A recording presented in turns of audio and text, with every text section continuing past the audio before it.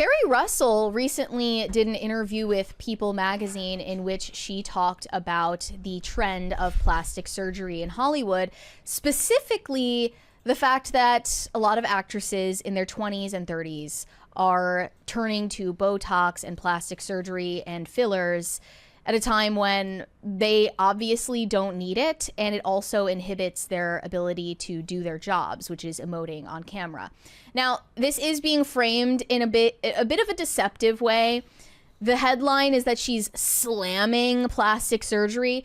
I don't think that she came across that way in her interview, but what she's saying is she relates to the character that she plays on TV in this show called The Diplomat, where her character is constantly getting shit from other characters for her appearance.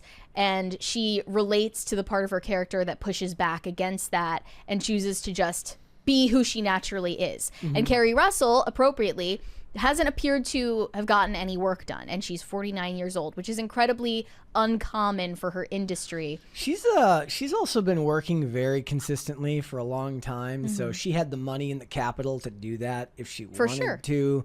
If you don't know who Keri Russell is, she was the lead actress on the show The Americans on FX, I think it was. She was on that show with her husband, I think it's Matthew Rice.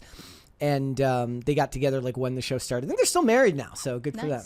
Well, hence why she seems to be so well adjusted. Yes. But this interview says Keri Russell empathizes with her character in The Diplomat, Kate Weiler, whose looks are sometimes scrutinized by other characters.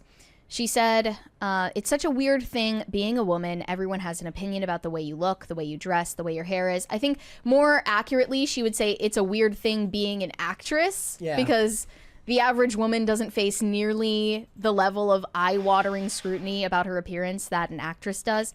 She said, it's just the nature of our society, but I also find it really enjoyable. It's a fun role to play. I like how cranky she is about it and how she's always trying to fight people about it and is rude about it. I find it delightful. It's something my girlfriends and I talk about all the time. Plastic surgery is having such a moment right now. Men, women, 20-year-olds, it is around. We're inundated with these movie stars. Even though they might be 50 or 60 years old, they look amazing. I watch this show and I'm like, I do not look like that, you know? I like the way I look on the show.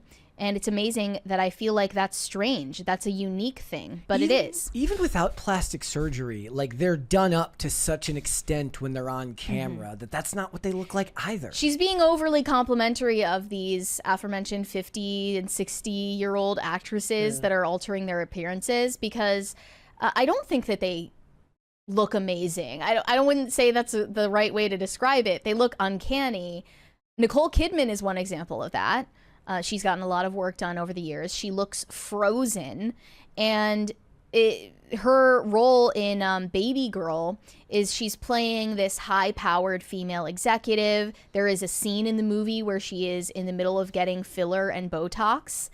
So it's accurate to the character she's playing, but it should also be pointed out she can only take roles in which it contextually makes sense that the character gets work done because she can't possibly be in a period piece or something they do that where anyways. She's playing someone in the middle class who doesn't have access to those types of things.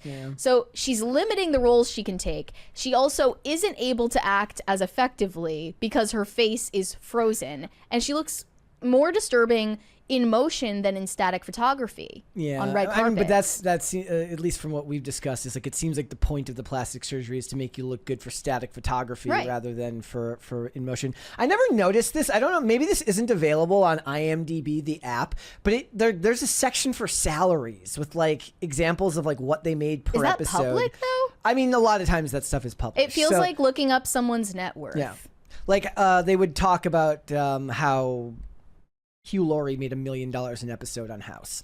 Apparently she was making $175,000 an episode on The Americans. Damn. $30,000 an episode on Felicity in 1998 money? See, it just means more to hear this sentiment from someone who has access to getting all the procedures she could possibly want, and she's chosen not to.